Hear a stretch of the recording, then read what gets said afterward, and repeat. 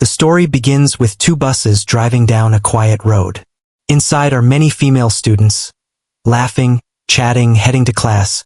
Among them sits Mitsuko, a sweet and quiet girl, writing something in her notebook. Her friends tease her. Why do you always write? What's the point of all those notes? Look around. Everyone's having fun. One of them grabs her notebook playfully, and Mitsuko's pen falls to the floor. As she bends down to pick it up, a sudden, invisible force slices through the air. Both buses and every girl inside are cut perfectly in half. Blood sprays everywhere. Mitsuko slowly looks up in horror. Everyone around her is dead. She realizes she survived only because she bent down at that exact moment. Terrified, she stumbles out of the bus and starts running. Then we see what caused the massacre. It's not a person, not a weapon, but the wind itself. An invisible, slicing wind that kills everything in its path. Now it's coming for Mitsuko. She screams and runs as fast as she can. On the way, she spots 4 more girls and shouts, "Get down! Duck!" But it's too late. The deadly wind cuts through them too. Mitsuko manages to save one girl, but moments later, when she tries to warn a group of cycling girls, the wind strikes again, killing them all, including the one she just saved. Horrified, Mitsuko keeps running until she reaches a river. There, she finds dozens of dead bodies floating, all victims of the invisible wind. She takes a set of clothes from one of the bodies and changes. Walking aimlessly, she suddenly finds herself in another school, full of girls in different uniforms. Confused, she wonders where she is. One girl walks up to her and smiles. "Mitsuko, how are you?" Is her best friend. But Mitsuko stares blankly.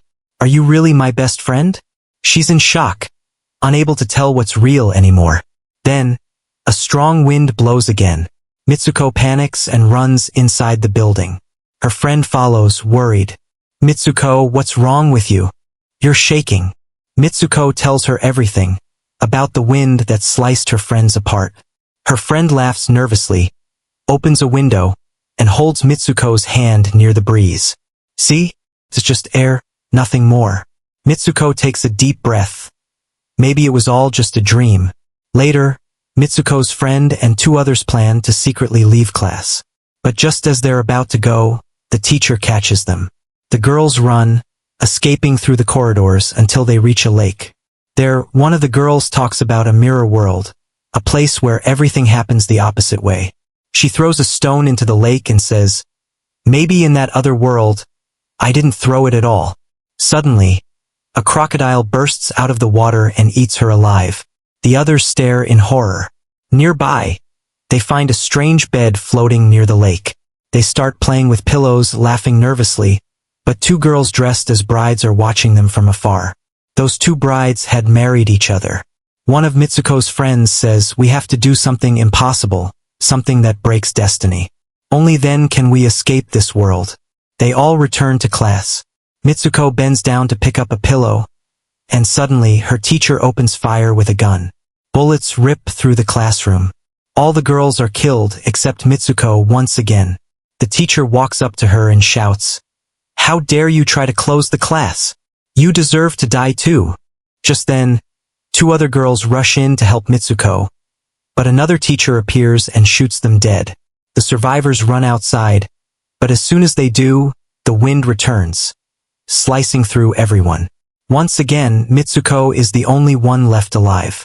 Panicked, she runs to a police station. She tells a female officer everything. The officer looks at her strangely and says, "But you're not wearing a school uniform." Then she holds up a mirror. Mitsuko stares at her reflection and gasps. She's changed. People are calling her by a different name. Now we see that she's about to get married. The policewoman takes her to a church for her wedding. Everyone around congratulates her. Her best friend is there too, whispering, "Stay calm. We're being controlled. Just do as I say." Mitsuko puts on her wedding dress and walks down the aisle. The guests, all women, laugh and mock her. Her best friend loses control and starts killing them one by one. Mitsuko reaches the altar, but instead of a groom, there's a coffin. It opens and a giant pig crawls out. Mitsuko screams and stabs it with a broken bottle. They escape from the church, killing anyone who tries to stop them. Running through the streets, Mitsuko looks into another mirror, and again, she's transformed. Now she's suddenly in a race. Other girls cheer. "You're a great runner. Go, Mitsuko, go!" She starts running, feeling a rush of power. But then, she sees the faces of her dead friends along the track. The same pig and the strange women from the church appear again, chasing her. Other girls shout, "Run! Escape this world!" Mitsuko runs into a dark, empty place, where ghostly students stand waiting. They tell her, "We're all dead, and soon you will be too." But before they can harm her, Mitsuko's best friend appears and saves her. She shouts, "Say your name. Say it loud." Mitsuko screams her name, and suddenly, she wakes up, back in her true self. Her best friend holds out her hand, wires attached to it. "Please, pull the wires out. That's the only way I can leave this world." Mitsuko hesitates. She doesn't want to lose her. But finally, with tears in her eyes, she pulls the wires, and her friend's body splits in two.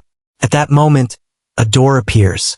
Mitsuko walks through it and finds herself in the real world, a world of men. Posters of her are everywhere. A man approaches her and says, "You're from the future." Mitsuko faints. When she wakes up, she sees an old man playing a video game. Inside the game, she sees herself. The old man smiles and says, "I created this game. I control all of you. You died long ago, but I brought you back using your DNA." Mitsuko realizes everything was a game, but she remembers her friend's words, "If you do something impossible, you can break free." So, she grabs the old man by the throat and shouts, "Stop playing with us." Then she takes his cane and stabs herself in the stomach. The old man is stunned. He never expected her to defy the game. By doing the impossible, she changes her destiny. She dies inside the game, but in the real world, she lives. In the final scene, we see Mitsuko lying peacefully in the snow, free at last. And with that, this mind-bending story comes to an end.